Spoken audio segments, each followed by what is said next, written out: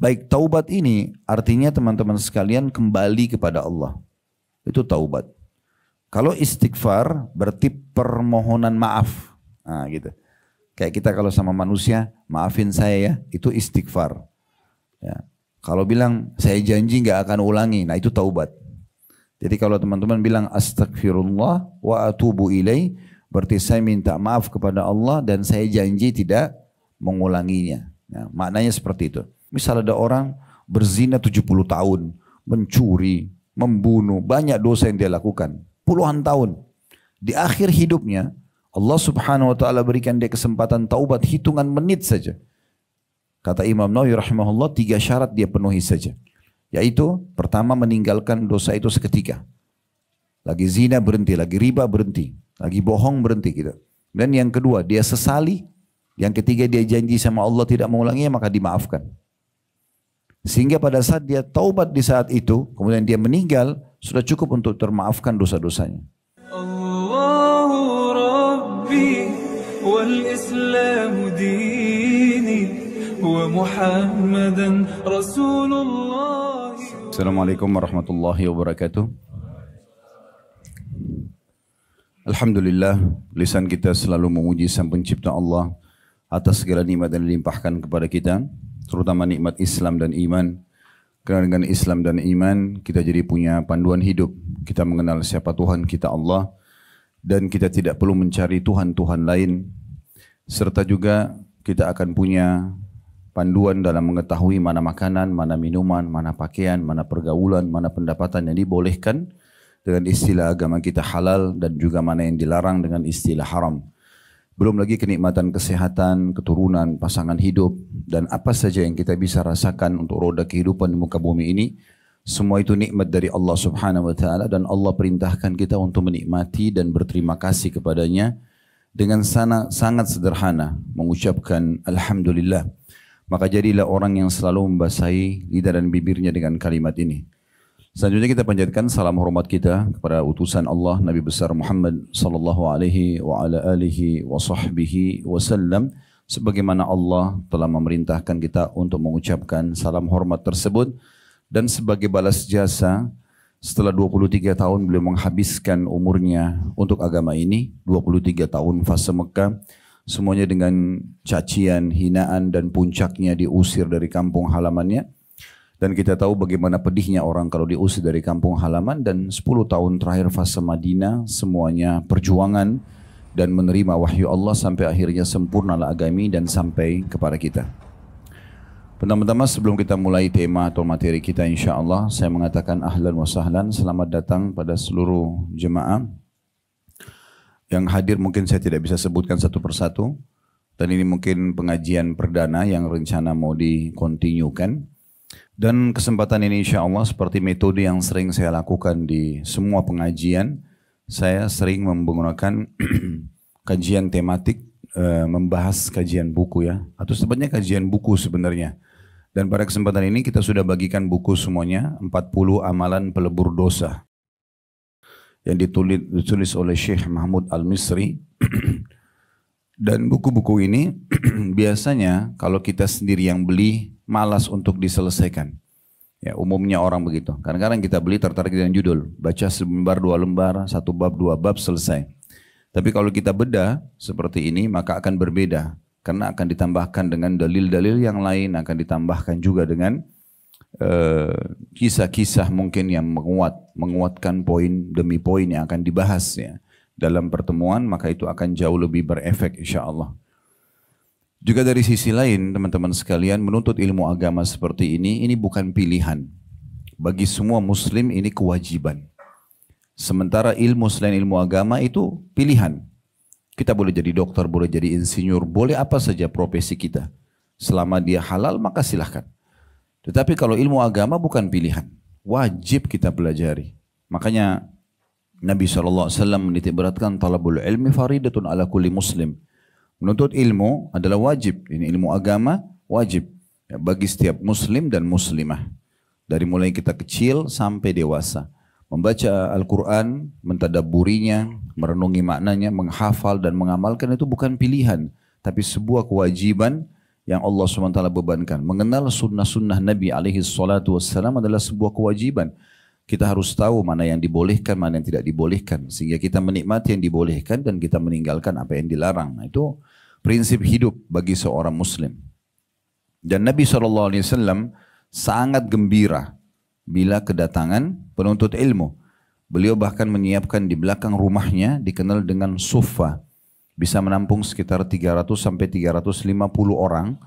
Itu siapapun yang mau menuntut ilmu, Nabi SAW berikan tempat di situ, mereka tinggal di situ dan semua makanan, minuman ditanggung oleh Nabi SAW. Dan beliau setiap kali ada yang datang situ mau bergabung, beliau mengatakan marhaban bi talabatil ilm. Selamat datang para penuntut ilmu. Yang terakhir dalam pembukaan kita, mari kita ikhlaskan niat teman-teman sekalian, tidak usah lihat siapa yang menyampaikan tapi apa yang disampaikan. Kalau itu benar, qala Allah, qala Rasul, Allah berfirman, Rasulullah bersabda tentang hukum-hukum agama kita, maka terimalah. Karena sebagian orang kadang-kadang juga ada yang menyortir, harus yang tampil itu orangnya seperti ini dan seperti itu, sehingga dia tidak mengambil ilmunya. Padahal sebenarnya yang dibutuhkan dari kita atau kehadiran kita majelis ilmu itu adalah ilmu. Dan dengan mengikhlaskan niat, bisa kita perkuat ikhlas itu dengan mencari tahu tentang keutamaan ibadah yang sedang kita kerjakan. Seperti misalnya teman-teman sekarang hadir dalam majelis ilmu. Maka sangat tepat agar memotivasi kita semangat untuk hadir dan akhirnya konsisten istiqomah mempertahankannya, itu dengan cara membaca keutamaannya. Semua ibadah begitu ya. Kalau teman-teman ingin rajin sholat malam, bagaimana caranya supaya saya ingin sholat malam dan saya bisa konsisten, continue mengerjakan? Maka cara terbaik adalah mengetahui keutamaannya. Ingin rajin sedekah, ingin haji dan umroh, apa saja. Teman-teman sebelum kerjakan, ketik sebentar di Google keutamaan. Misalnya keutamaan sedekah, keutamaan sholat malam, keutamaan bakti sama orang tua, keutamaan menjenguk orang sakit. Baca 5-10 menit, kemudian kita kerjakan. Karena ini akan menjadi motor penggerak kita akan mau mengerjakan ibadah itu dan akhirnya kita juga bisa konsisten menjaganya. Ya, jadi seperti majelis ilmu ini, misalnya saya sebutkan 2-3 hadis, insya Allah sudah mewakili. Seperti misalnya hadis Nabi SAW dihasankan oleh para ulama, siapa yang keluar dari rumahnya ingin menuntut ilmu, dia ikhlas karena Allah, maka akan mendapatkan pahala haji lengkap. Begitu sebenarnya hadis. Jadi teman-teman datang ke sini, longin waktu sebentar, sedikit perjalanan, bisa makan, bisa minum, bisa bertemu sama teman-teman, ya, menjalin ukhuwah dan bisa mendapatkan ilmu. Niat untuk hadir majelis ilmu ini sudah cukup mendapatkan pahala haji lengkap. Haji besar sekali biayanya, butuh ekstra energi, ya, ekstra waktu dan seterusnya. Tapi kita bisa dapatkan dengan ini. Sebuah hadis yang lain juga kata Nabi SAW, sesungguhnya ya, para penuntut ilmu itu dinaungi oleh para malaikat dengan sayap-sayapnya karena ridho terhadap apa yang mereka kerjakan. Ya. Dan ilmu ini, sebagaimana Ali radhiyallahu anhu mengatakan, akan selalu menjagamu. Sementara harta kau akan sibuk menjaganya. Jadi kalau kita punya ilmu agama, dia seperti bodyguard buat kita. Karena pada saat kita mau makan, mau minum, mau apa saja, ilmu akan mengatakan itu boleh, itu nggak boleh.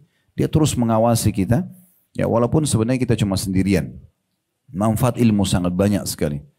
Andai saja kita dulu di majelis ilmu seperti ini teman-teman, sekali majelis misalnya, karena kita mendengar dan menyerap ilmu, kepala kita menjadi besar 2 kali lipat dari kepala sekarang, mungkin repot karena 10 kali pertemuan kepala kita akan sangat besar. Ini kata para ulama, kalau seandainya seseorang itu nuntut ilmu dari bayi, andai dia bayi sudah bisa ngomong, sudah bisa aktivitas, dia nuntut ilmu sampai dia mati, tidak akan mengambil sedikit pun dari kapasitas ya, memori di otak dia yang sudah Allah siapkan. Memori di otak kita ini mampu menampung semua buku yang pernah ditulis. Bukan cuma sekedar hafal Al-Quran. Karena sangat besarnya kapasitas memori itu. Mungkin teman-teman nanti bisa belajar lebih jauh tentang penelitian para ilmuwan berhubungan dengan masalah ini. Dan saya pernah baca sebenarnya. Tapi kalau saya bahas maka akan panjang nantinya. Tapi intinya, menuntut ilmu tidak akan mengambil apapun dari kita. Bahkan hanya akan menambah kebaikan buat kita teman-teman sekalian. Dan sekian banyak keutamaan-keutamaan ilmu itu yang mungkin nanti bisa dipelajari lebih dalam karena bahasan kita bukan tentang masalah itu. Baik, kesempatan ini insya Allah kita akan membahas buku 40 amalan pelebur dosa. Kita akan mulai dari judul ini dulu. Angka 40 ini yang disusun oleh penulis bukan berarti hanya ini saja pelebur dosa. Tetapi ini ijtihad, upaya dari penulis untuk menyusun dan memudahkan para pembaca, oh ternyata opsi saya agar dosa saya dimaafkan banyak ya. Nah seperti itu kurang lebih. Yang dimaksud dengan amalan, maksudnya adalah amal saleh yang bisa melebur dosa. Maksudnya membantu agar dosa-dosa dan kesalahan kita dimaafkan. Yang terakhir kita jelaskan dari judul ini tentang masalah kenapa penulis atau penerbit sini memberikan dosa dengan tinta berwarna merah. Karena memang ini permasalahan hidup kita. Semua permasalahan yang ada dalam hidup kita hanya berkisar di empat huruf ini. Dosa. Dosa artinya pelanggaran. Rasionalnya gini teman-teman sekalian. Kalau kita kerja di satu perusahaan, kemudian kita melakukan pelanggaran yang sudah ditentukan oleh perusahaan. Berarti kan kita sangat dekat dengan ancaman yang diberikan bagi para pelanggar. Kan gitu. Kalau kita ulang-ulangi, maka otomatis ancamannya akan lebih besar. Itu rasionalnya. Dalam semua kehidupan kita, kita bersahabat. Kalau ada sesuatu yang sahabat kita tidak sukai, kemudian sengaja kita langgar, atau pasangan hidup kita, lalu sengaja kita lakukan, maka pasti akan terjadi cekcok. Ya. Dan lama-lama akan berpisah. Karena memang kalau terus diulangi akan memuncak. Nah seperti itulah. Nah kita tarik ini kepada hukum Allah subhanahu wa ta'ala. Begitu juga Allah, Raja dan penguasa alam semesta ini, punya peraturan-peraturan. Kalau yang baik dikenal dengan amal soleh, kalau pelanggaran dikenal dengan dosa atau maksiat. Nah, dalam Islam, amal soleh itu, sholat, puasa, zakat, haji, umroh, apa saja, itu untuk dipelajari dan diterapkan. Kalau dosa, bohong, zina, riba, dan segala macam, untuk dipelajari dan dijauhi. Jadi nggak perlu kita coba gitu ya. Seperti contoh misalnya, Islam haramkan babi. Saya mau coba dulu babi. Ya, gimana rasanya sih, kenapa diharamkan? Gak perlu. Kalau ada orang berhujjah mengatakan misalnya dia berargumentasi, kan di babi itu juga dagingnya ada sumber protein, tubuh kita sumber protein. Nah Allah sudah berikan gantinya. Dan dalam Islam, apa yang Allah haramkan itu jauh lebih sedikit dibandingkan apa yang Allah halalkan. Itu bahasa lain yang halal jauh lebih banyak. Allah haramkan babi. Tapi karena tubuh kita butuh ya, protein dari hewan misalnya atau vitamin-vitamin yang lain di komposisi daging itu, Allah ganti dengan sapi, kambing, ayam, kelinci, semua hewan air halal. Ini Allah datangkan hanya sebagai ujian. Allah haramkan khamr, minuman keras atau narkotika. Allah datangkan penggantinya air, susu, madu, sirup dan seterusnya. Allah haramkan zina, Allah datangkan pernikahan yang sebagai gantinya. Nah seperti itulah orang yang jadi ini sebagai ujian. Andai saja tidak ada solusi mungkin wajar kita melanggar. Nah, Qatadah rahimahullah seorang ulama tabi'in berkata begini.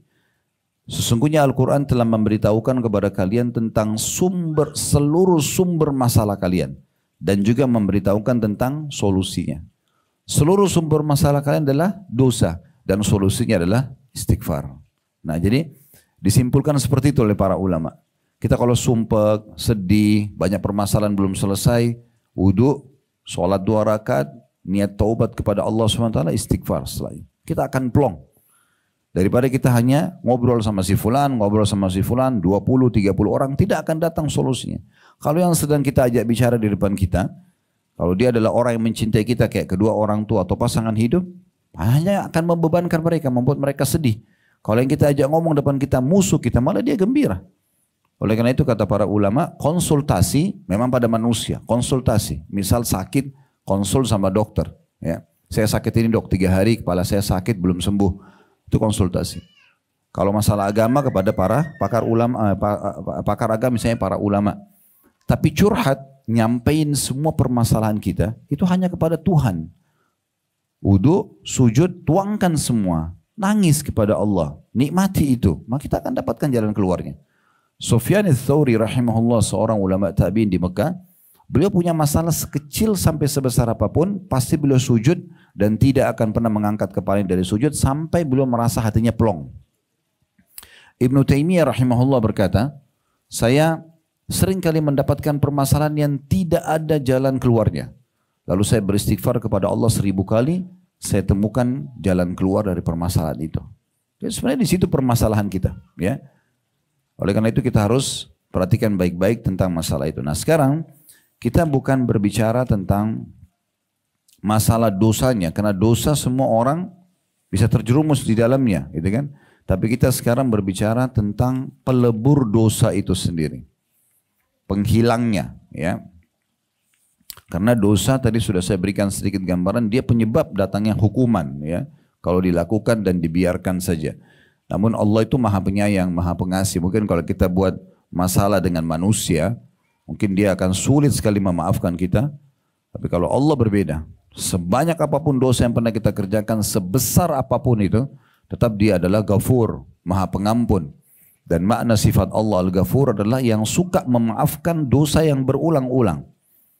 Asal memang hamba tersebut mau kembali kepadanya. Nabi Adam AS aja buat dosa. Beliau sudah lihat surga, sudah lihat malaikat. Tapi sempat terjadi dosa, namun kemudian beliau diberikan jalan oleh Allah untuk bertaubat. Setelah itu kemudian dia taubat dan dia memperbaiki. Ya, tentu tapi salah satu tanda keimanan seseorang kalau dia berbuat dosa dan dia sudah minta maaf sama Allah, dia berusaha maksimal untuk tidak mengulanginya. Karena mengulangi ini ada berarti konsekuensi hukum yang bisa datang kepada dia. Orang yang terlepas dari dosa ini sangat plong hidupnya. Dia selalu saja merasa tentram, selalu merasa nikmat karena tidak ada yang dikhawatirkan. Tapi orang kalau buat dosa selalu merasa ada gelisah, ya, tekanan batin, sesak dadanya, takut ketahuan dan seterusnya. Oleh karena itu tidak usah kita ke arah sana tapi ke arah sini saja. Kenapa enggak sekaligus menjadi orang baik? Karena Islam memang mengajarkan semua baik. Jujur, amanah, tanggung jawab, bakti sama orang tua, jenguk orang sakit, bantu orang susah, semuanya baik-baik. Dan semua diberikan keutamaan. Ya. Kita dapat sesuatu nanti yang kita akan terima di hari kiamat. Dan semua yang buruk, bohong, nipu, mencuri, membunuh, menggunjing, memfitnah, apa saja. Itu dilarang. Dan ada hukumannya. Dan Allah sudah buat secara alami, semua yang Allah perintahkan ini orang suka. Kita suka bergaul sama orang jujur, orang amanah, kita tentram berteman sama dia. Orang yang berdermawan, semua itu kita senang. Dan kita malah tidak suka dengan orang yang pembohong, orang yang pencuri, orang yang pembunuh. Ya, itu secara alami seperti itu. Jadi kalau kita mau menjadi seorang muslim yang baik, jadi orang muslim sekalian yang baik. Ya. Dan itu insya Allah akan mendatangkan manfaat. Baik dunia, manusia akan Allah buat suka kepada kita. Pekerjaan kita juga, aktivitas kita akan aman dan akan dapat cinta dan balasan dari Allah Subhanahu wa taala. Melakukan pelanggaran-pelanggaran, Allah buat manusia tidak suka, Allah datangkan hukumannya dan juga Allah murka kepada kita. Baik teman-teman sekalian, di sini kita mulai di halaman 7 ya. Kita lewatin pembukaannya. Di halaman 7 ini penulis menyebutkan sebab-sebab gugurnya siksaan dari pelaku kemaksiatan. Maksudnya semua dosa memang akan ada hukumannya. Tapi bisa mendapatkan peleburnya. Bisa nggak dihukum atau kalaupun dihukum jadi lebih ringan. Nah, seperti itu. Penulis Syarah Al-Aqidah At-Tahawiyah, ini sebuah buku akidah yang sangat masyhur, berkata, jika seorang mukmin terjatuh ke dalam kemaksiatan, maka Allah Subhanahu wa taala telah membuka untuk hamba-hambanya pintu-pintu rahmat, agar dengannya mereka dapat selamat dari siksaan akibat perbuatan mereka. Dengan syarat mereka ikhlas dan bertakwa kepada Allah. Artinya akan dia pada saat mau meninggalkan dosa itu, atau dia khawatir jangan sampai kena siksaan dan dia mau selamat dari siksaan tersebut, dia harus betul-betul ikhlas dalam taubatnya atau dalam meninggalkan dosa itu, dan juga setelahnya dia bertakwa kepada Allah. Makna takwa ini patuh. Sudah Allah perintahkan dikerjakan, Allah larang dijauhi. Lalu beliau mengatakan kerugian besar, dan sungguh kerugian besar bagi siapa yang tidak memanfaatkan sebab-sebab yang dapat menggugurkan siksaan tersebut. Artinya dia dari dosa ke dosa lagi, bukannya malah dia lebur. Dia selamatkan diri dari dosa tapi dia terus ulang-ulangi. Sebagian ulama telah menghimpun beberapa sebab penggugur azab akibat kemaksiatan-kemaksiatan berdasarkan nas atau teks Al-Quran dan Sunnah. Berikut kami rangkumkan untuk semua saudara pembaca apa yang dipaparkan oleh pensyarah Al-Aqidah Tahawiyah terkait tema ini. Jadi dari sini kita lihat penulis ini membuat buku kecil ini adalah merangkumkan salah satu bab yang dibahas dari kitab besar namanya kitab Al-Aqidah Tahawiyah. Kalau teman-teman nanti searching di Google Aqidah Tahawiyah akan kelihatan kitabnya cukup tebal dan berbahasa Arab ya. Lalu mulailah dia menukil dan meringkaskan untuk kita, khusus di bab kitab Aqidah Tahawiyah ini membahas panjang lebar masalah, banyak sekali permasalahan dalam hukum-hukum Islam, tapi bahasan tentang masalah sebab gugurnya dosa disimpulkan di 40 poin. Lalu beliau berkata, hukuman api neraka jahanam dapat gugur dari pelaku kemaksiatan dengan 10 sebab yang diketahui melalui penelitian terhadap nas-nas Al-Quran dan Sunnah. Jadi maksudnya di sini beliau memulainya dari perkataan pemilik Aqidah Tahawiyah ada 10, beliau mulai dengan 10 di situ ya. Sebab dikeluarkan atau sebab seseorang selamat dari siksa api neraka. Berarti nanti sebab ke-11 dan seterusnya sampai 40 itu beliau akan nukil dari tempat lain. Kemudian beliau menyebut beberapa sebab sebagai berikut. Nah ini sebab yang pertama agar kita selamat dari siksaan. Ya. Saya ingin datangkan dulu sebuah contoh rasional biar teman-teman bisa renungi ya. Kalau kita berbuat salah pada manusia, ada dua opsi.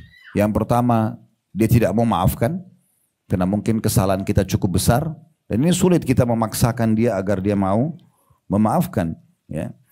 Atau yang kedua dia maafkan tapi tetap saja dia akan membatasi interaksi ya, dengan kita tidak bisa seperti awal lagi. Contoh misalnya kita buat kesalahan di satu perusahaan, kita minta maaf nih, bisa nggak dimaafin?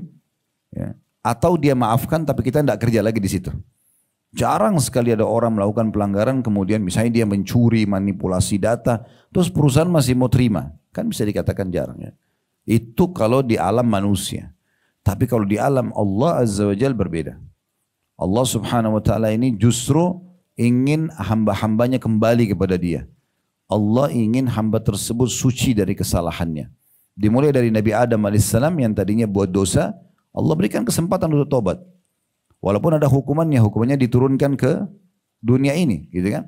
Makanya dalam hadis syafaat tentang hari kiamat nanti ada perkataan Nabi Adam waktu manusia kepanasan di mahsyar dan minta agar dia memohon, dia yang datang kepada Allah mohon agar manusia diadili saja, maka dia mengatakan, sesungguhnya aku malu dengan Allah karena aku pernah berbuat dosa dan tidak ada yang membuat ya, kalian keluar dari surga kecuali perbuatanku. Berarti Nabi Adam AS pernah lakukan itu.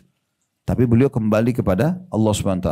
Bisa saja waktu itu Allah hukum, Allah binasakan, tidak ada keturunan manusia. Tapi Allah masih memaafkan dan Allah berikan kesempatan. Turun-temurun kita semua di muka bumi, Allah tundukkan bumi ini buat kita.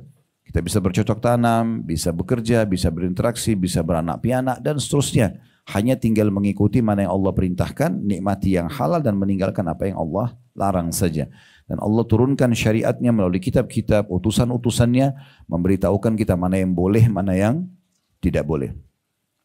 Baik, taubat ini artinya teman-teman sekalian kembali kepada Allah. Itu taubat. Kalau istighfar berarti permohonan maaf. Nah, gitu. Kayak kita kalau sama manusia, maafin saya ya, itu istighfar. Ya. Kalau bilang saya janji nggak akan ulangi, nah itu taubat. Jadi kalau teman-teman bilang astagfirullah wa atubu ilaih, berarti saya minta maaf kepada Allah dan saya janji tidak mengulanginya. Nah, maknanya seperti itu. Nah, taubat ini adalah satu, kalau saya melihat ya, ini satu tiket VIP buat kita. Karena sebesar apapun dosa, misal ada orang berzina 70 tahun, mencuri, membunuh, banyak dosa yang dia lakukan, puluhan tahun. Di akhir hidupnya, Allah Subhanahu wa Ta'ala berikan dia kesempatan taubat hitungan menit saja. Kata Imam Nawawi rahimahullah, 3 syarat dia penuhi saja. Yaitu, pertama meninggalkan dosa itu seketika. Lagi zina berhenti, lagi riba berhenti, lagi bohong berhenti gitu. Dan yang kedua, dia sesali.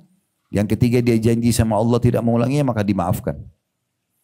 Sehingga pada saat dia taubat di saat itu, kemudian dia meninggal, sudah cukup untuk termaafkan dosa-dosanya. Dalam sebuah hadis Bukhari, ini hadis luar biasa gitu.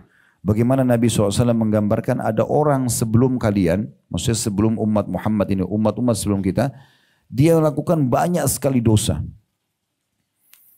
Kemudian dia pun pada saat ingin taubat, dia sempat mendatangi seorang abid. Abid orang ahli ibadah tapi nggak punya ilmu agama. Suka ibadah tapi nggak punya ilmu gitu. Kemudian dia tanya, saya sudah membunuh 99 orang. bisa nggak saya tobat? Kata orang tersebut, nggak ada tobat buat kamu. Karena dia nggak punya ilmunya. Maka si pembunuh ini karena jengkel, dibunuhlah orang itu. Kata Nabi SAW, dia genapkan korbannya 100. Akhirnya dia datang kepada seseorang alim, orang yang faham ilmu agama. Dia ceritakan, saya sudah membunuh 100 orang. Masih ada tobat buat saya? Kata orang tersebut, tentu saja. Allah maha luas rahmatnya. Bertobat saja. Allah gembira dengan taubat hamba-hambanya. Maka orang itu pun bertobat kepada Allah. Lalu kata si alim ini, saran saya jangan kembali ke negeri kamu, tapi datanglah ke negeri yang ini. Cuma dalam hadis tidak disebutkan negeri yang mana. Datanglah ke negeri yang ini, karena di sana banyak orang-orang saleh. Jalanlah orang ini menuju ke negeri yang rencana dia memperbaiki amal-amal solehnya. Tapi belum pernah amal soleh ini. Dia baru taubat saja. Dia tidak tahu bagaimana harus beribadah. Dia akan ke sana dan dia akan mulai aktivitas ibadahnya di sana. Di tengah jalan, Allah mengutus malaikat kepada dia. Di tengah jalan orang ini meninggal dunia, Orang ini meninggal dunia, ajalnya datang sebelum sampai ke lokasi yang dia ingin memperbaiki amalnya. Allah datangkan malaikat, satu malaikat rahmah. Malaikat rahmah ini malaikat kasih sayang. Ini akan datang kepada ruh orang-orang beriman kalau meninggal. Dia akan bawa ruhnya dibungkus dengan kain kafan dari surga lalu dilaporkan kepada Allah SWT sebagaimana hadis-hadis sahih telah menyebutkan itu. Dan ada malaikat azab, malaikat penyiksa, ini akan datang menyambut ruhnya orang-orang kafir. Pembungkus kain kafan dari neraka kemudian dibawa dilaporkan kepada Allah. Nah, dua malaikat ini bersamaan datang. Kuasa Allah Subhanahu wa taala, kata Nabi SAW, dua malaikat ini memperebutkan ruhnya orang ini. Ini dia ikut menjadi ahli surga kah?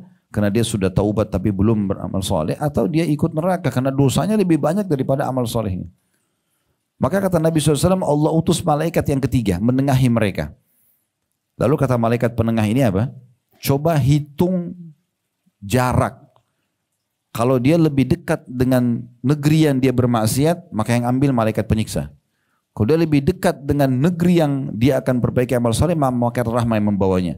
Kata Nabi Muhammad SAW, Allah membuat jarak menuju ke tempat yang dia mau tobat lebih ya 1 jengkal saja. Sehingga akhirnya dibawa ruhnya oleh malaikat rahmah. Orang ini belum pernah beramal soleh.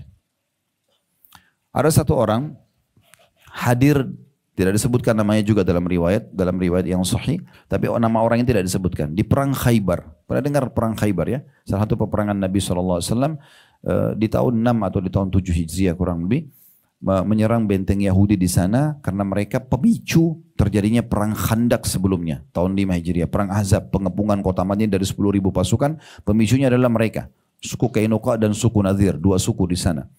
Maka Nabi SAW mengepung itu selama 43 hari. Dalam beberapa hari pada saat terjadi pengepungan, ada satu orang dari suku Arab. Orang ini teman-teman sekalian, dia melihat, memperhatikan bagaimana umat Islam berperang. Mereka tidak pernah berkhianat, mereka selalu saja baik satu sama yang lain, mereka mendahulukan temannya dalam memberi makan, dalam mengobati yang luka dan seterusnya. Dan dia juga karena orang Arab ngerti bahasa Arab, dia dengar tilawah Al-Quran yang dibaca oleh para mujahidin pada saat itu. Ringkas cerita, dia datang kepada para sahabat lalu mengatakan, sesungguhnya saya mendengar apa yang kalian baca, saya mengerti apa yang kalian ucapkan. Kalian ini agama apa? Jelaskan, kami itu Muslim, agama ini dan seterusnya. Ringkas cerita, dia tertarik. Dia mengatakan, saya ingin ikut agama kalian. Kata para sahabat, di depan sana ada Rasulullah. Pergi aja langsung ke sana. Syahadat masih di tangan beliau. Orang ini datang lalu mengatakan, waktu itu kebetulan dari 9 benteng Yahudi di Khaybar, benteng pertama itu sudah ditaklukkan. Nabi lagi bagi-bagiin harta rampasan perang. Maka dia mengatakan, ya Rasulullah, saya ingin masuk Islam. Saya datang kepada para sahabat Anda, mereka mengarahkan saya kepada Anda. Maka syahadatlah orang tersebut masuk Islam. Lalu kata Nabi SAW kepada sahabat yang sedang bagi-bagiin harta rampasan perang, berikan juga kepada orang ini. Karena dia masuk Islam pas lagi pembagian itu. Maka uniknya orang ini tiba-tiba bilang begini, ya Rasulullah, saya masuk Islam bukan karena harta. Saya masuk Islam ini karena saya tertarik dengan perjuangan sahabat-sahabat Anda. Dan saya mendengar berulang-ulang mereka semua berangan-angan, semuanya berharap mati syahid. Dan saya tanyakan, para sahabat sempat jelasin kan, orang mati syahid itu akan masuk surga tanpa hisab. Saya ingin itu. Maka saya berharap anak panah Yahudi keluar dari benteng yang akan Anda serang, kena di sini, tembus di sini. Ditunjuk sampai di titiknya. Maka kata Nabi SAW, kalau kau jujur Allah akan berikan. Subhanallah, beberapa saat kemudian terjadilah peperangan. Strategi orang-orang Yahudi dalam menyerang umat Islam, mereka melempar anak-anak panah dari dalam benteng mereka. Mereka melempar. Dan mereka tidak berani duel atau bertarung langsung di lapangan. Kalau mereka lihat umat Islam sudah lengah, baru mereka keluarkan pasukannya menyerang, lalu kembali lagi. Begitu strategi mereka terus. Orang yang pertama korban pada saat anak-anak panah Yahudi dilemparkan dari benteng adalah orang yang baru syahadat tadi. Dan subhanallah, anak panah itu datang di titik yang dia tunjuk. Kena di sini, tembus di sini. Maka waktu jenazah yang didatangkan, kata Nabi SAW, huwa, apa ini orang yang tadi ini? Kata para sahabat, iya ya Rasulullah. Kata Nabi SAW, Maha Suci Allah yang telah membenarkan janjinya pada hambanya. Karena orang ini mau dia mati syahid, Allah kasih. Dan ketahuilah, siapa yang ingin melihat ahli surga yang belum pernah sujud sekalipun, lihat orang ini. Belum ada amalnya, tapi dia taubat. Taubat ini subhanallah tiket VIP. Menghapus semua dosa dan tidak dihitung amal soleh. Karena dosa kosong berarti tidak ada hukuman, otomatis akan masuk ke dalam surga. Walaupun nanti dia secara derajat, tingkatan, fasilitas beda dengan orang yang sudah lama beramal soleh. Tapi ini luar biasa. Tiket VIP ini luar biasa. Nah, dalam masalah pelanggaran ini perlu saya tambahkan teman-teman, ada dua jenis pelanggaran atau dosa ya. Pelanggaran yang berhubungan dengan hak Allah dan pelanggaran yang berhubungan dengan hak makhluk. Ini perlu digarisbawahi. Kalau berhubungan dengan Allah seperti orang berzina, orang tidak sholat, taubat cukup. Ya. Selesai, kita setelah taubat kepada Allah, setelah itu kita sibuk dengan amal soleh. Kalau berhubungan dengan makhluk, maka dilihat ya. Ada konsekuensi berbeda.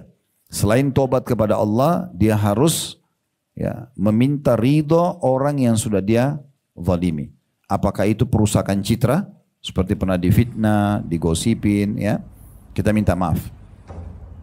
Kalau pernah mengambil barang, mencuri, manipulasi data, dikembalikan. Kalau pernah menyakiti secara fisik, minta keridhoannya atau minta balas saja. Namanya kisos. Ya. Nah kalau ini terjadi, maka insya Allah selesai dosanya. Oleh karena itu kata Nabi SAW, sesungguhnya buku-buku amal dari pelanggaran hari kiamat, itu kalau merupakan haknya Allah, Allah maha luas rahmatnya. Allah bisa maafkan. Tapi Allah membiarkan satu kitab, satu buku laporan yang Allah tidak akan ikut campur sampai pemiliknya memaafkan. Itu adalah yang berhubungan dengan makhluk. Oleh itu teman-teman sekalian, menuju ke akhirat ini kita tidak tahu ajal kita kapan datang. Saya selalu nasihati diri saya dan teman-teman ya, untuk membawa dua hal dan jangan bawa dua hal. Dua hal ini bawalah amal soleh dan teman yang soleh. Selalu sibuk dari amal soleh, dari zikir ke doa-doa ke apa nasihat yang baik, apalah hal minimal hal-hal yang mubah secara duniawi dan teman-teman yang soleh, teman-teman yang baik. Karena kalau mereka nanti lolos menuju ke surga hari kiamat dan kita punya kekurangan, mereka akan membantu kita. Bawa dua hal ini. Dan jangan bawa dua hal, jangan bawa musuh dan jangan bawa dosa. Dosa-dosa segera bertaubat dan musuh ini jangan dilahirkan. Ada orang dari bangun tidur sampai tidur lagi musuh setiap saat. Ya, selalu mencari kekurangan orang, kesalahan orang, menipu orang dan seterusnya. Ya, mengadu domba, maka akhirnya dia selalu punya musuh yang cukup banyak. Dan ini akan bangkrut nanti pada hari kiamat. Karena kita kalau tidak sempat minta maaf atau minta keridhaannya, maka pertemuannya nanti di mahkamah Allah subhanahu wa ta'ala. Ingat hadis tentang muflis, orang-orang yang bangkrut hari kiamat, adalah kata Nabi SAW, orang yang datang membawa lengkap pahala sholat, pahala puasa, pahala zakat, pahala haji, tapi sisi lain pernah mencaci maki orang ini, pernah memukul orang itu, pernah mengambil hak orang yang ini, dan dia tidak minta maaf selama di dunia, tidak mengembalikannya. Maka orang-orang itu akan datang menuntut dia di mahkamah Allah dan akan dibagi-bagi pahala dia. Haji dia, sholat dia, zakat dia dibagi-bagi. Kata Nabi SAW, kalau habis semuanya pahala dia, masih ada yang tuntut, maka akan diambil dosa orang yang menuntut ditimpahkan kepada dia. Jadi sudah habis amal soleh yang bisa membawa dia masuk dalam surga, tambah lagi orang berbuat pelanggaran, orang zina, orang bohong, malah dia yang dihukum. Karena tadinya merusak hubungan dia dengan makhluk. Bagaimana Ustaz kalau saya digosipin orang, saya difitnah orang? Jangan dibalas. Gak usah dibalas. Bodoh benar kita, dia berbuat salah, kita balas juga dengan kebodohan. Tenang aja. Anggap itu adalah ajang pahala buat kita. Begitu yang dilakukan oleh para salafus salih, ya. Sampai ada seseorang yang bernama Sa'id bin Musayyib rahimahullah, seorang ulama tabi'in, beliau pernah baru beli kurma yang masih ada tangkainya, sangat mewah pada saat itu dan mahal harganya, dengan kemasan yang bagus. Baru beliau buka, ada muridnya datang lalu mengatakan, wahai imam, imam kalau kita itu sekarang kiai, ustaz, ada si fulan menceritakan anda, gosipin anda. Maka beliau tersenyum, lalu beliau tutup kembali kurma itu, lalu beliau katakan pada muridnya, kalau itu benar yang kamu katakan, bawalah kurma ini, hadiahkan kepada dia, dan sampaikan salam saya dan bilang pada dia, terima kasih telah berbagi pahala dengan saya dan sebagai balasannya kurma ini. Jadi nggak dibalas dengan berantem, nggak dibalas dengan ribut, tapi mereka itu ajang pahala. Ya, ada kadang-kadang pahala kita dapatkan dari amal kita sendiri, ada kadang-kadang dari gangguan orang lain. Dan siapa di antara kita teman-teman luput dari gosipnya orang lain? Siapa yang selamat dari fitnahnya orang lain? Siapa di antara kita yang mengutangkan orang semua utangnya itu dibayar? Ya, tidak ada. Akan ada ujian-ujian yang menjadi penyebab juga kantong-kantong pahala kita.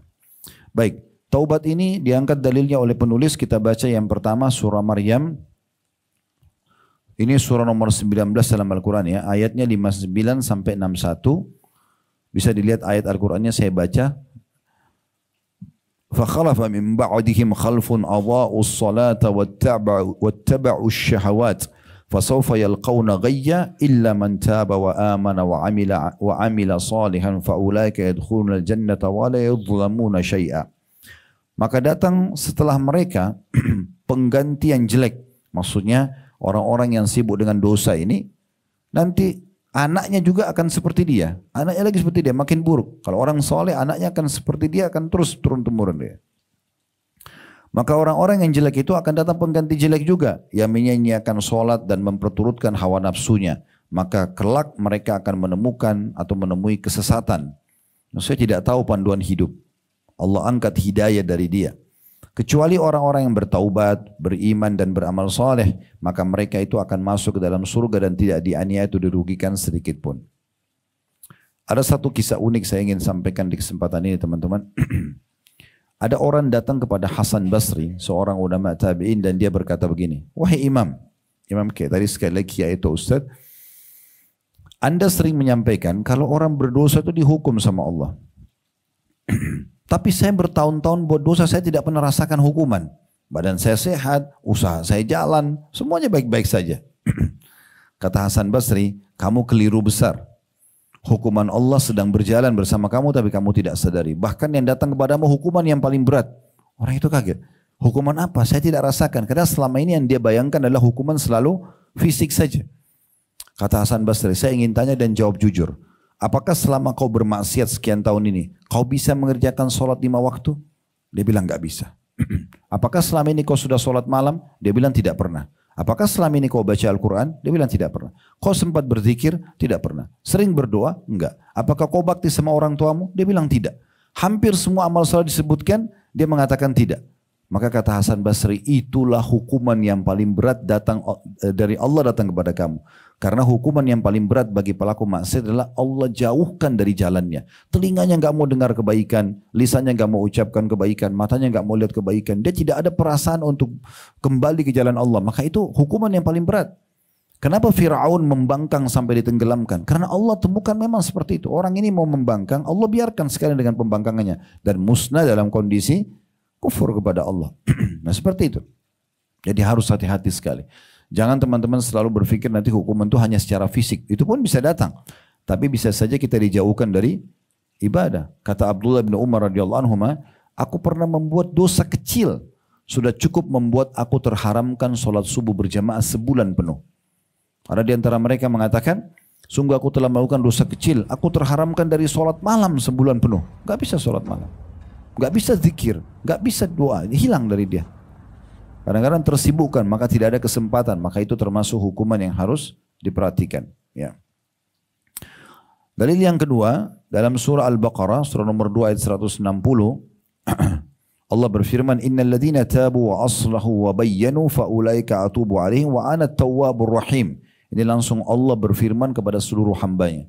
Jadi walaupun kita baru baca sekarang, Setelah 1400 tahun Al-Quran turun, tapi setiap orang baca ini maka seperti Allah sedang bicara dengan dia langsung. Karena ini firman Allah secara langsung. Allah mengatakan kecuali mereka yang telah taubat. Bagi para pelaku dosa, mereka akan selamat dari hukuman. Siapa yang taubat dan mengadakan perbaikan.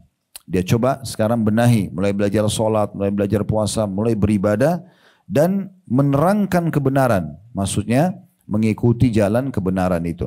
Maka terhadap mereka itu kata Allah, aku menerima taubatnya. Ini Allah langsung berfirman membawa namanya. Aku ya, menerima taubatnya dan aku yang maha menerima taubat lagi maha penyayang. Kata penulis, taubat yang dapat mengukir siksaan adalah taubat nasuha, yaitu taubat yang tulus yang lahir dari lubuk hati, bukan hanya sebatas ucapan dengan kata-kata saja. Taubat yang diiringi dengan penyesalan atas kemaksiatan yang telah dilakukan, tekad kuat untuk tidak melakukan dan menambalnya dengan amalan-amalan ketaatan. Ini kurang lebih syaratnya tadi, menyesali, janji tidak akan mengulangi, dan juga meninggalkan. Tidak ada perselisihan di kalangan umat Islam bahwa taubat adalah sebab teraihnya ampunan dan gugurnya siksaan. Jadi tidak ada ulama yang berselisih dalam masalah ini. Ini bukan perselisihan. Bahkan tidak ada sesuatu yang menjadi sebab diampuni seluruh dosa selain taubat. Sebagaimana Allah menyebutkan dalam surah Az-Zumar, surah nomor 39 ayat 54. Ini ayat dikatakan oleh para ulama adalah ayat yang paling menguntungkan para ahli maksiat. Karena ayat ini turun mengajak mereka untuk kembali ke jalan Allah sebanyak apapun dosa mereka. Bunyinya adalah, Qul ya ibadiyalladzina asrafu ala anfusim la taqnatu min rahmatillah innallaha yaghfirudz dzunuba jami'a innahu wal ghafurur rahim. Katakan hai Muhammad dan sebarluaskan firmanku ini. Sampaikan kepada seluruh hamba-hambaku. Ya. Hai hamba-hambaku kata Allah, yang telah melampaui batas terhadap diri mereka sendiri. Sudah terlalu banyak dosanya. Janganlah kamu berputus asa dari rahmat Allah. Jangan bilang, Allah enggak akan maafkan saya. Sebanyak apapun dosanya, Allah tetap akan rahmatnya. Sesungguhnya Allah mengampuni dosa-dosa semuanya. Kecil, besar, sengaja, enggak sengaja. Yang penting mau taubat. Sesungguhnya dianya besar kata ganti Allah, yang maha pengampun lagi maha penyayang. Di sini digabungkan antara dua ya, maha pengampun dan penyayang. Maksudnya Allah sudah memaafkan, setelahnya Allah akan sayangi orang yang taubat itu. Akan dikasih fasilitasnya. Nah tadi saya bilang, bedanya antara Allah sama manusia. Kalau manusia, kita buat salah di perusahaan nih, mungkin dimaafkan kalau opsi yang kedua tadi. Kalau pertama kan dia tidak maafkan, yang kedua dia maafkan, tapi dia tidak akan kerjakan lagi kita di perusahaan itu, atau tidak akan jadikan lagi partner bisnis karena buat kesalahan. Tapi kalau Allah berbeda, kita kalau taubat, maka Allah terima dan semua fasilitas akan diberikan kembali. Apapun itu sifatnya, di dunia diberikan ketentraman jiwa, diberikan pasangan yang baik. Mungkin ada orang pernah buat salah tapi dia taubat, Allah berikan dia sesuatu yang baik, digantikan semuanya. Di akhirat juga akan dapat yang terbaik. Jadi Allah subhanahu wa ta'ala luar biasa, rahmatnya sangat luas. Baik, kesempatan ini kita akan bahas dua ya. Jadi taubat sama istighfar karena dua-duanya berdekatan ya. Maksudnya berkaitan satu sama yang lain. Itu tadi amalan pelebur dosa yang pertama, taubat. Ini yang paling puncak, yang terbaik. Sudah kita jelaskan taubat kembali ke jalan Allah, syaratnya tadi 3. Meninggalkan dosa itu seketika, menyesali dan janji sama Allah tidak mengulangi, dan Allah akan menerima taubatnya. Sebelum kita pindah ke istighfar, ada hadis juga Bukhari saya ingin sampaikan. Kata Nabi SAW, Allah sangat gembira dengan taubat hambanya. Ya, lebih gembira lagi Allah kalau mau dibandingkan kegembiraan Allah pada saat itu. Ini sifat Allah yang harus kita yakini. Ya, Allah gembira ya sudah, seperti zat kemahasempurnaan Allah tidak kita samakan dengan makhluk. Jadi Allah lebih gembira daripada seseorang di antara kalian yang pergi membawa seluruh bekal dia, seluruh hartanya di atas tunggangannya unta di padang pasir yang tidak bertuan. Kemudian dia pun tidur di bawah sebuah pohon, lalu tiba-tiba unta sama seluruh hartanya hilang. Entah kemana. Dia bangun, dia tidak temukan lagi. Kata Nabi SAW, dia keliling-keliling mencari. Pada saat dia sudah putus asa, sudah nggak ada lagi kemungkinan bisa hidup karena nggak ada pakaian, nggak ada makanan, nggak ada tunggangan di padang pasir, tidak ada satupun makhluk di situ. Dia mau hidup di mana? Maka dia pun mengatakan pada dirinya sendiri, saya kembali ke bawah pohon yang tadi saya tidur, saya coba tidur, semoga saja saya tidak bangun lagi. Nanti mati aja dalam kondisi tidur. Jangan mati dalam kelaparan dan yang sejenisnya gitu. Maka kata Nabi SAW, waktu dia kembali tidur di pohon yang sama, waktu dia terbangun, dia melihat untanya ada di sebelah dia. Tiba-tiba ada dengan semua bekal-bekal dia. Maka bagaimana gembiranya orang ini karena bisa melanjutkan kehidupan, Allah lebih gembira daripada orang tersebut dengan taubat hambanya. Jadi zat yang mahal, luar biasa. Taubat itu tiket VIP, jangan disia-siain. Pakai gratis itu. Ya, untuk memaafkan semua kesalahan. Jadi tidak jadi dihukum dan dapat semua fasilitas yang sudah dijanjikan. Baik, taubat ini umumnya dalam lafaz-lafaz disatukan dengan istighfar. Tadi sudah saya katakan istighfar permohonan maaf, taubat berarti ikrar tidak akan mengulanginya. Nah, kalau istighfar Allah juga sebutkan di dalam surah Al-Anfal ayat 33, "Wa ma kana Allahu mu'adziban wa hum yastaghfirun." Ini potongan ayat dalam surah Al-Anfal ya.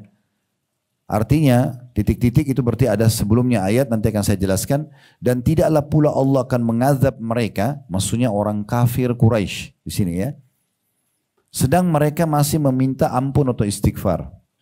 Jadi ceritanya orang-orang Mekah itu Bapak Ibu sekalian, mereka dengan berjalannya waktu, syariat Nabi Ibrahim yang ada di Mekah mereka diubah oleh satu orang yang bernama Amr bin Luhai.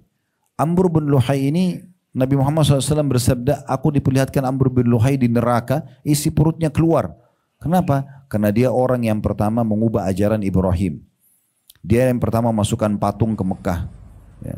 Jadi ceritanya dia dari suku Khuza'ah, sedikit saya cerita mungkin 1 menit. Suku Khuza'ah ini ada satu suku yang cemburu melihat ada suku satu berkuasa di Mekah namanya Jurhum. Suku Jurhum ini suku yang pada saat Hajar dan Ismail berdua di dekat Ka'bah, sampai mereka temukan air Zam-Zam dari kepakan sayapnya malaikat Jibril. Nah pada saat itu cuma berdua tinggal di lembah dekat Ka'bah. Ada satu suku Arab dari Yaman namanya Jurhum lewat, ingin menuju ke negeri Syam, karena di Yaman bendungan mereka namanya Saddul Ma'rib hancur. Mereka ingin cari kehidupan yang berbeda. Lewat di lembah Mekah mereka lihat ada burung yang berterbangan membuat lingkaran. Itu karena di bawah ada air. Begitu mereka mendekat ada Hajar dan Ismail alaihissalam, dekatnya ada sumber mata air Zam-Zam. Maka mereka izin untuk tinggal di situ dan pada hari itulah terjadi komunitas masyarakat Mekah. Nah suku Jurhum ini turun-temurun tinggal di Mekah, dan orang tinggal di Mekah setelah syariat Nabi Ibrahim adanya ibadah haji, ya, itu membuat Mekah hidup. Masyarakat sampai sekarang kan, kalau sekarang mereka sewain hotel, mereka jual makanan, kan dari dulu sudah begitu. Memang jadi sumber. Nah ada satu suku Yaman lain namanya Khuza'ah cemburu dengan itu. Setelah sekian ratus tahun suku Jurhum berkuasa di Mekah, mereka bentuk pasukan, mereka menyerang dan berhasil mengalahkan Jurhum. Nah suku Jurhum ini yang di Mekah, karena mereka sakit hati, mereka timbun sumur Zam-Zam sampai 300 atau sampai 500 tahun kata ahli sejarah tidak ada Zam-Zam waktu itu. Salah satu raja Khuza'ah itu namanya Amr bin Luhai. Dia selalu, kena, dia orang kaya tapi dia ingin masyarakat Mekah menyukainya, dia selalu datangkan air dari luar. Tentu menggunakan fasilitas yang sederhana, unta diberikan kendi besar di kanan kiri punggungnya, kemudian jalan memberikan air masyarakat. Satu waktu dia menuju ke negeri Syam, dia ketemu sama suku Amalik namanya. Suku Amalik ini suku yang menyembah berhala. Lalu Amr bin Luhai tanya, apa yang kalian buat ini? Kata suku Amalik, ini Tuhan kami. Kami jadikan perantara antara kami sama Allah. Kalau kami kekurangan air, dia yang bantu. Dia tunjuk patung itu.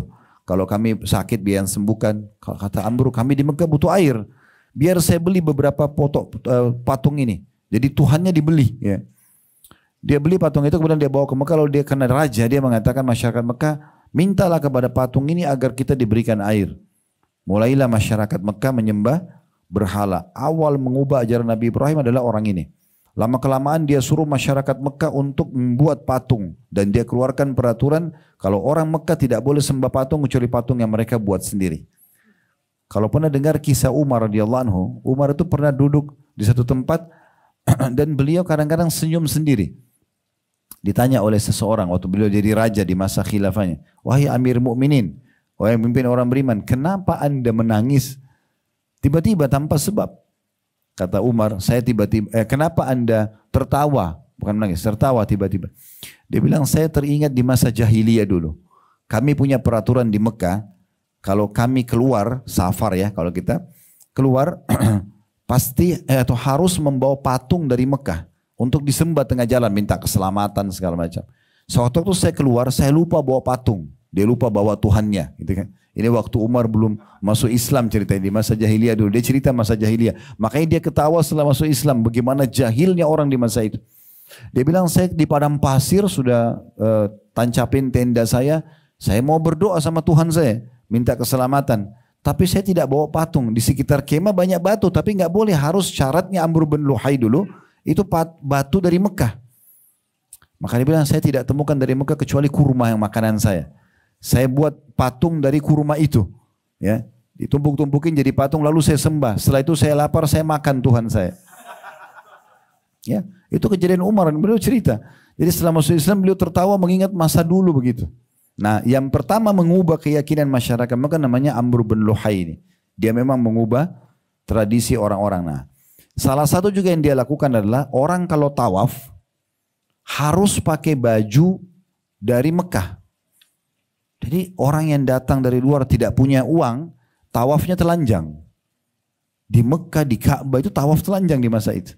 Kalau teman-teman ketik cerita tentang surat Nabi SAW untuk penduduk Mekah setelah pembebasan kota Mekah di tahun 8 Hijriah, yang Abu Bakar bawa lalu dibacakan kepada mereka itu, salah satu isinya adalah mulai hari ini nggak boleh lagi ada tawaf telanjang. Karena mereka begitu. Plus lagi mereka bersiul, mereka tepuk tangan kalau lagi tawaf. Kita kan berzikir, berdoa, mereka tidak begitu. Itu terubah semua ajaran Nabi Ibrahim. Nah, waktu itu ada sebagian orang Quraisy yang mengatakan, kalau memang kau betul Muhammad, siksa kami, suruh Allah datang siksanya. Kalau sembah berhala ini nggak boleh, bersiul ini nggak boleh, kalau lagi tawaf dan datangkan siksa Allah.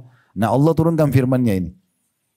Apa yang Allah katakan ini tentang kafir Quraisy loh ya, yang banyak sekali dosanya kepada Allah. Allah bilang, dan tidak pula Allah akan mengazab mereka. Orang-orang kafir Quraisy tadi. Kenapa? Sebabnya apa? Sedang mereka masih memohon ampun atau istighfar. Ternyata orang Quraisy masih bilang astagfirullah sambil sembah berhala. Karena Abu Jahal sama Abu Lahab itu kalau ditanya ini Ka'bah punya siapa? Oh, rumahnya Allah. Mereka tahu, tapi mereka syirik, mempartnerkan Allah dengan makhluk, datangkan patung, ngomong sama patung, ngomong juga sama Allah. Gitu. Mereka menyembeli untuk patung, menyembeli juga untuk Allah, begitu.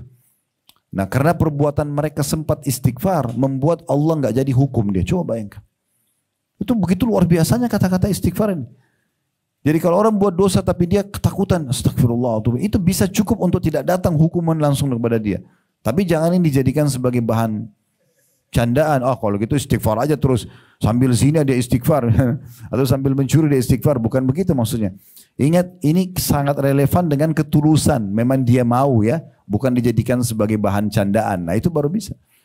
Di sini orang-orang Quraisy karena dianggap orang yang lagi didakwahi, mereka lagi buat dosa, tapi karena ikut istighfar, Allah tidak akan siksaan. Allah masih suruh Nabi Muhammad dakwahi mereka, dakwahi mereka. Penulis mengatakan sebenarnya istighfar termasuk ke dalam makna taubat, karena makna istighfar adalah memohon ampunan atas dosa-dosa yang dilakukan oleh seorang hamba. Termasuk syarat taubat adalah penyesalan atas dosa yang dilakukan seorang hamba, dan permohonan ampunan atau istighfar adalah pertanda penyesalan ini. Hanya saja makna taubat lebih luas dari istighfar, karena di antara tuntutannya adalah bertekad kuat untuk menjauhi kemaksiatan di masa yang mendatang. Ya. Jadi ini 2 poin yang kita bahas. Kedepannya nanti kita akan coba bahas materi atau sebab yang ketiga. Ya. Biasanya sih saya di setiap pertemuan beda-beda buku begini, kalau ada 40 amalan gini berarti 40 kali pertemuan. Gitu kan. Berarti kalau ini sebulan sekali 40 bulan nih baru selesai. Gitu kan. Ya. Kecuali antum ngajinya tiap pekan, nah itu lain. Gitu kan. Tapi kadang-kadang ada materi, ada poin yang berdekatan begini kita bahas 2 misalnya. Ya. Nah itu contohnya. Baik, kita akan coba tutup juga dengan beberapa statement para salaf tentang istighfar ini. Ya. Di antaranya kata Aisyah radhiyallahu anha, Tuba itu maksudnya istana di surga. Bagi orang ya yang selalu beristighfar. Sebagian salaf mengatakan sungguh akan sangat gembira seseorang yang menemukan nanti buku amalnya hari kiamat, di setiap 2 baris ada istighfar. Setiap 2 baris ada istighfar. Maka itu akan Jadi dia salah di sini. Dia istighfar dimaafkan. Dia ikuti terus gitu terus. Dan ingat, Allah itu tidak akan pernah jenuh sampai kita jenuh. Karena pernah ada sahabat yang mengatakan, ya Rasulullah, kalau saya buat dosa, apa yang saya lakukan? Kata Nabi SAW, segera taubat. Orang ini diam saja lalu dia mengatakan, kalau saya ulangi lagi, satu waktu terjerumus lagi, maka kata Nabi SAW, taubatlah. Dia bilang lagi, ya Rasulullah, kalau saya ulangi lagi, kata Nabi SAW, taubatlah. Terus dia ulangi 4-5 kali sampai Nabi SAW mengatakan, sungguhnya Allah tidak jenuh sampai kalian jenuh. Poin penting juga teman-teman. Kalau ada teman kita, sekitar kita pelaku dosa, jangan pernah vonis dia. Tapi jadikan pelanggaran dia sebagai ajang pahala buat kita. Tidak boleh kita katakan, kamu ini dosa terus loh, nanti kau akan masuk neraka. Nggak boleh, itu bukan tugas kita. Karena pernah terjadi di masa Nabi SAW itu ancaman yang sangat tegas. Ada satu orang soleh, dia punya teman pelaku maksiat. Dia selalu nasihatin, jangan. Tapi orang ini tetap aja buat dosa. Sampai orang yang nasihatin ini, dia jengkel, dia mengatakan, Allah tidak akan ampuni kamu. Bahasa ini keluar ya. Dia ucapkan ini kepada orang yang selalu diajak taubat tapi tidak mau. Maka dia mengatakan Allah tidak akan ampuni kau. Langsung pada saat itu Jibril AS membawa firman Allah SWT kepada Nabi Muhammad SAW. Allah berfirman hadis qudsi. Siapa orang ini? Maksudnya orang yang tadi memvonis itu tidak akan diampuni. Berani benar dia melampaui keputusanku kata Allah. Ketahuilah dosa-dosa pelaku itu sudah aku maafkan dan amal soleh orang ini aku hancurkan. Jadi nggak boleh. Target dakwah penyampaian, bukan penerimaan. Kita kalau mendakwai orang targetnya penerimaan, itu kita akan kesulitan karena kalau orang nolak dakwah kita akan kecewa dan kita akan berhenti menasihati dia. Bukan begitu. Tapi targetnya adalah penyampaian. Dan kita harus yakin, setiap kita nasihatin orang, kita ingatkan tentang dosa, ingatkan amal soleh, berarti akan ada pahalanya. Setiap penyampaian. Hari ini kita nasihatin dia untuk taubat, dapat pahala walaupun dia belum taubat. Besok kita nasihatin lagi, kita dapat pahala walaupun dia belum tobat. Sampai 100 kali pun tidak ada masalah. Karena target dakwah itu adalah penyampaian, bukan penerimaan. Oleh karena itu pelanggaran orang yang ada di sekitar kita, baik keluarga kita, ya orang-orang sekitar kita, itu adalah ajang pahala buat kita. Jangan memusuhi mereka, tapi justru rangkul mereka. Karena mereka sedang dipegang oleh syaitan untuk dibawa ke neraka. Rangkul dia kembali, sadarkan dia kalau kamu sedang salah. Nah seperti itu penyampaiannya. Mudah-mudahan bermanfaat. Kalau ada benar dari Allah, kalau ada salah dari saya mohon dimaafkan. Subhanakallahumma bihamdika asyhadu an la ilaha illa anta astaghfiruka wa atubu ilaik. Wassalamualaikum warahmatullahi wabarakatuh.